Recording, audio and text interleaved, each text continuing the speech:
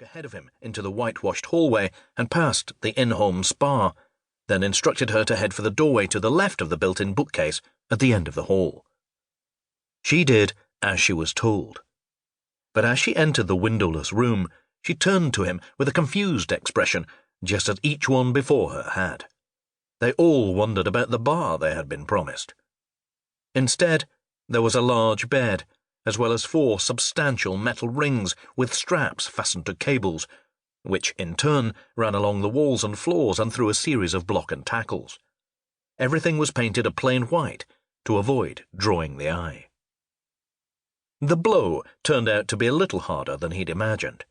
He didn't want to ruin her lovely face. Not yet, at least. She fell backward onto the bed, and from the corner of his eye, as he quickly strapped the first cable around her wrist, he could see that her nose was bleeding. She was too dazed to react or resist until he had secured both her arms and her legs, at which point he calmly winched her into position. He had expected that she would spend her energy trying to get loose, just like all the others. Instead, she just lay there, looking at him with her arms extended and her legs spread. It was as if she were asking him to be extra rough with her, and who was he to disappoint? He opened the wardrobe with all the toys and tools he had collected throughout the years, and took out the trauma shears and the brand-new ball gag, which he shoved into her mouth and strapped into place. Still no resistance. It was almost too good to be true. But then he'd found that some resistance made the experience better. Once he had cut off her clothing, he sat on the bed and studied her naked body. It was thin and fit, a little too thin for his liking. Her hips, like her hair, bordered on boyish, and he could see the muscles outlined on her belly, rising and falling as she breathed. A gym addict. Her breasts would be at least 2 sizes larger if she didn't exercise them out of existence. But he liked her arms. They were nearly perfect, with their well-defined biceps and triceps. And her cunt. He liked them shaved, and this one was so smooth that it seemed like it had never known a single hair. He let his gaze wander up her body until it met her own. It bewildered him. She was completely under his power, with no idea what awaited her, and yet he saw nothing in her eyes but absolute calm. She wanted this. There was no other explanation. He let loose a glob of spittle, which hit her in the cheek and ran down along her throat. Still, no reaction.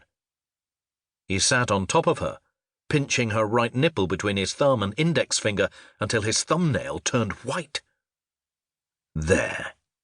He could finally see a hint of pain and a flicker of fear in her gaze. Pleased, and certain that he would be able to crack her, he left the room and went to the home spa, where he took off his clothes, relieved himself, and took a shower. He soaked up his whole body and turned the water on so hot that it burned his skin. After he had dried off and brushed his teeth, he placed a sponge in a bowl, filled it with warm water and shower gel, and returned to the windowless room. A press of a button on a remote caused the door to close silently behind him. He could see her eyes following the dripping sponge in his hand as he climbed onto the bed and began to wash her. This part always turned him on, and he used his free hand to help his erection along until the blood was pounding in his veins. When he was satisfied that she was clean, he tossed the sponge on the floor and bent forward to taste her. The blow struck him before he even had time to stick out his tongue. The pain and the loud, prolonged noise that roared in his right ear made his head go numb. It felt like it might come loose and fall to the floor at any moment. He was baffled. What had happened? Had she hit him? No, that was impossible. She was tied up. His hand fumbled at his injured ear and the hairline just above it. It didn't seem to be bleeding, but he could definitely feel a throbbing lump rising there. He noticed now that one of the cables was severed. But how in the hell? There was no way those pliers could be in her hand. But there they were. Where had she gotten hold of them? In her other hand she was holding a rubber mallet.